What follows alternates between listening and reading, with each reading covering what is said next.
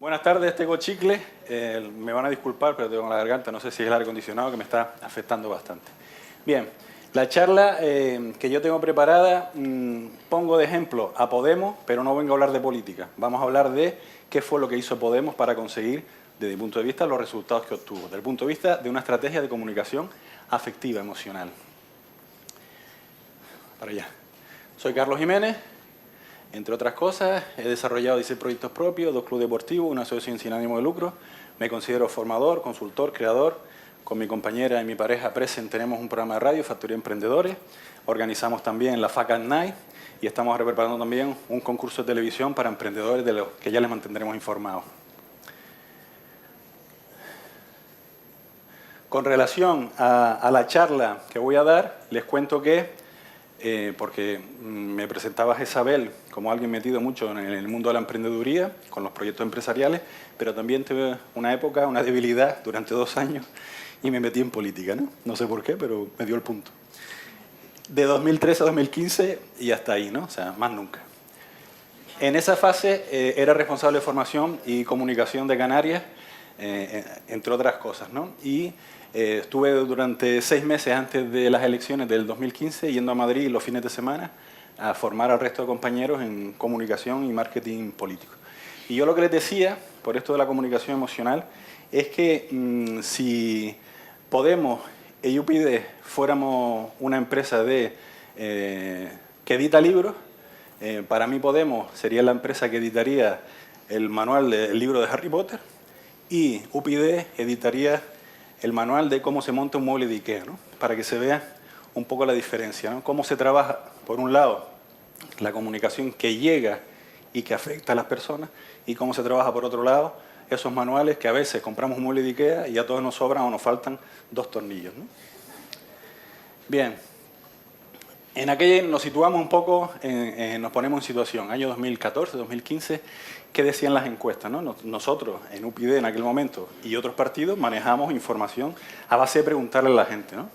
¿Y qué decían las encuestas? Entre otras muchas cosas, la gente lo que decía es que se sentían desanimadas, ¿no? Era una sensación de, oye, que esto no camina, ¿no? Indefensión aprendida es aquella sensación de que por mucho que nosotros intentemos cambiar algo, no lo conseguimos, ¿no? Es ese desánimo de decir, ¿para qué luchar si al final esto se va a quedar como está, ¿no? Una crisis brutal, despedida de empleo, ERE, desahucios, la familia, los jóvenes volvían a casa de sus padres, o sea, era una cosa brutal, todavía se sigue, pero en aquella época probablemente con más intensidad, ¿no? Y sobre todo esto había una capa que era la corrupción, que es como una mancha de aceite que lo impregnaba todo, ¿no? Era como tocabas cualquier cosa y ahí había corrupción y ahí había una mala gestión, ¿no? Entonces, todo eso era lo que la gente en su momento percibía, ¿no? Estamos en esta sociedad con este tipo de situación actual, ¿no?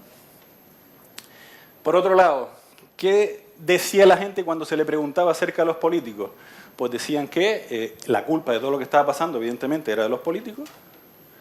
Decían que muchos políticos se metían en política buscando su lucro personal, su beneficio personal. Decían que, además del lucro personal, iban buscando colocar a sus amigos en los puestos de confianza, en asesores, etcétera, etcétera. Y decían que disfrutaban de determinados privilegios que el resto de la sociedad no pueden disfrutar. ¿Cómo? Que ahora está saliendo el tema de las pensiones, ¿no? Bueno, pues con 7, 8 años en el Congreso de los Diputados tiene el 100% de pensión y el resto de ciudadanos de España tenemos que estar 20, 30, 40 años para poder disfrutar del 100% de la pensión. Esto es lo que decían en aquel momento. Se producía entonces una separación completa de lo que es una gran parte de la sociedad que vivía el momento en crisis y otra parte pequeña de la sociedad que aquello de la crisis ellos cobraban todos los meses, seguían con su coche oficial, seguían con su móvil, con su tablet y con sus prebendas que el resto de sociedad decían que no se tenía. ¿Qué se necesitaba en aquel momento? Pues básicamente se necesitaba soluciones. ¿Para qué? Para hablar con el paro, para hablar con los desahucios, para arreglar la sanidad, para arreglar la educación, para arreglar tantas cosas de las que las encuestas decían que se estaba fallando.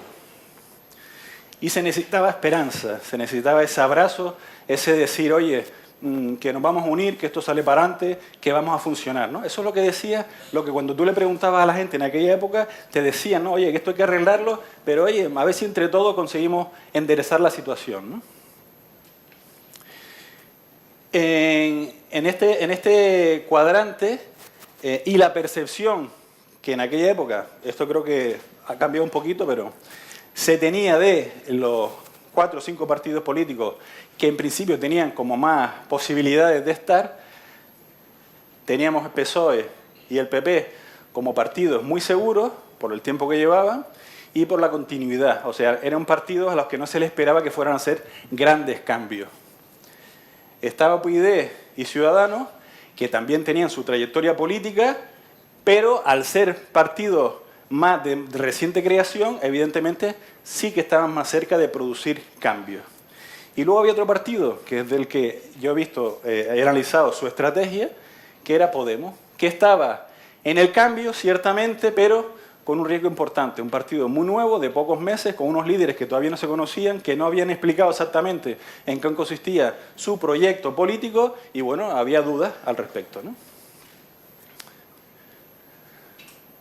Con todo esto, cada partido hizo su cóctel, cogió toda esa información, la mezcló y dice, bueno, ¿y ahora qué hacemos?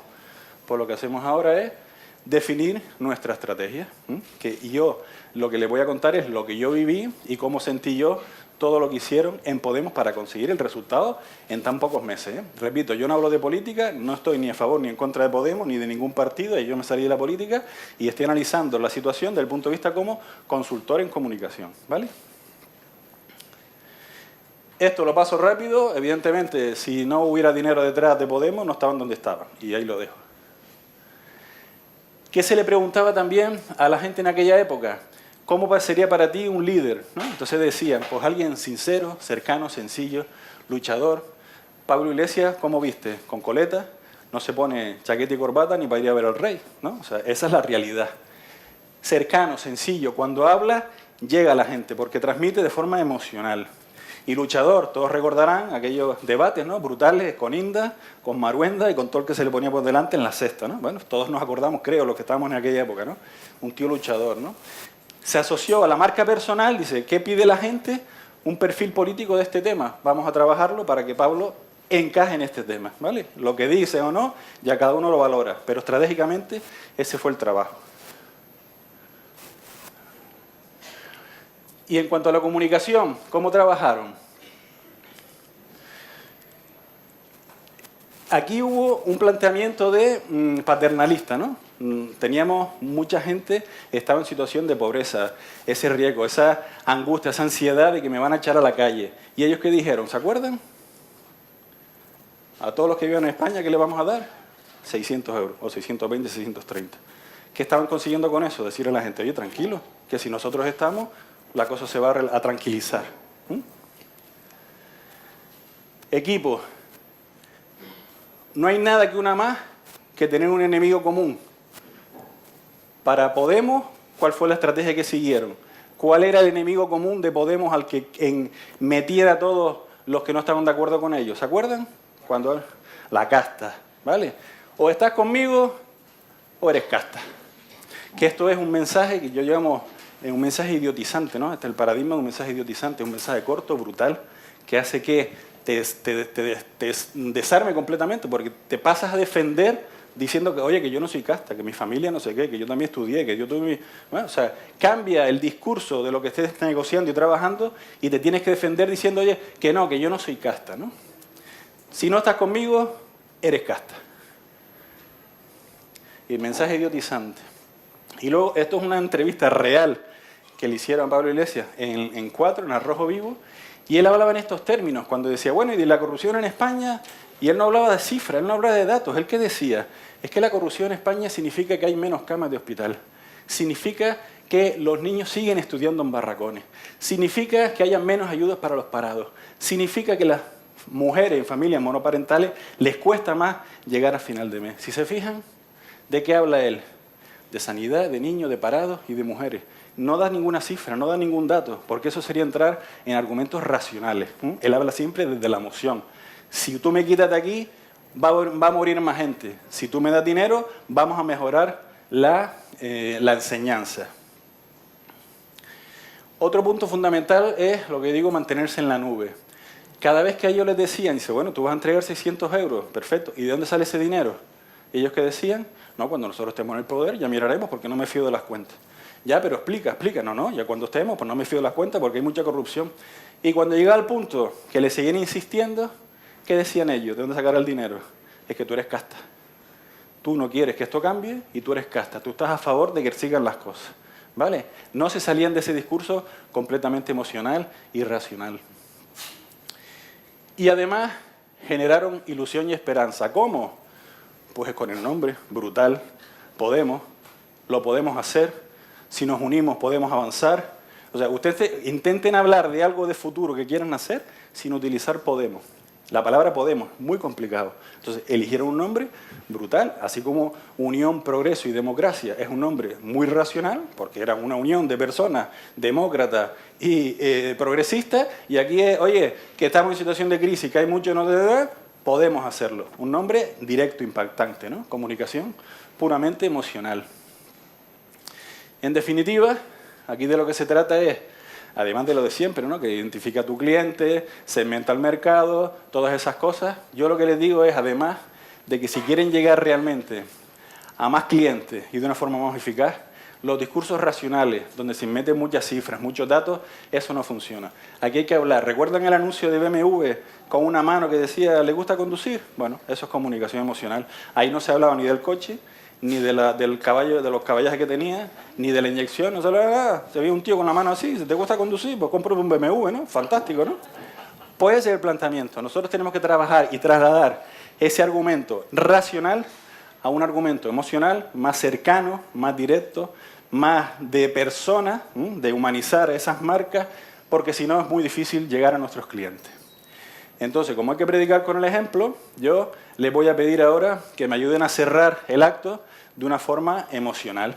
Cuando yo ayudaba a los compañeros a prepararse esas entrevistas en la radio, o tertulias, o cuando iba a una asociación de vecinos, al terminar el compañero pues se bajaba y todo el mundo se levantaba, aplaudía, ¿no? Y él iba chocando las manos por el pasillo, ¿no? Y yo siempre me quedé con la magua de decir, a mí me gustaría hacer esto también, ¿no? Porque he ayudado a un montón de gente, pues vamos a hacerlo, ¿no? Entonces, como me quedo un ratito, yo les agradecería, ustedes son gente muy generosa, que se levantaran, que empezaran a aplaudir como si no hubieran mañana, y yo voy por el pasillo como saludando, porque es uno de los objetivos que tengo en la vida. No morirme sin tener la sensación de por un pasillo que la gente me aplaude y yo voy saludando. Por favor, levántense, aplaudimos, se lo agradezco un montón. Fantástico, esto mola mucho. Gracias, gracias, un placer, gracias, gracias, gracias, gracias, gracias a todos, gracias.